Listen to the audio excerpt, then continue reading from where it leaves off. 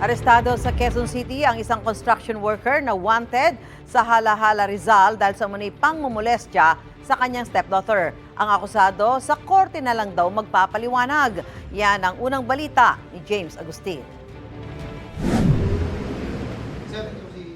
Isinilbi ng mga operatiba ng Laloma Police Station ng arrest warrant sa 43 anyos sa construction worker para sa kasong lascivious conduct in relation to Republic Act 7610 o Special Protection of Children Against Abuse, Exploitation, and Discrimination Act. Natunto ng akusado sa kanyang trabaho sa Banawe Street sa Quezon City. Yung confidential informant po namin nagsumbong na itong suspect ay mangungontrata ng pagkakarpentero sa bahay malapit sa NS Amoranto.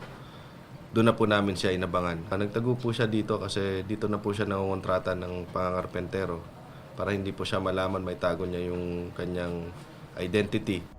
Ayon sa pulisya, nangyari ang umano'y pangmumolestya noong Enero sa Hala-Hala, Rizal.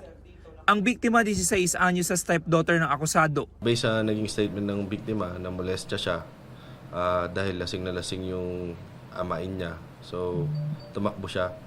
Buti na nakatakbo siya at nagsumbong sa nanay niya. Itinanggi ng akusado na nagtago siya. Kaugnay naman sa alegasyon ng pangmumolestya. No comment po ako, sir. Sa korte na lang po kung magsasalita. Nakapag-return of warrant na ang pulisya at hinihintay na lang ang commitment order mula sa korte. Ito ang unang balita. James Agustin para sa GMA Integrated News. Gusto mo bang mauna sa mga balita? Mag-subscribe na sa GMA Integrated News sa YouTube at tumutok sa unang balita.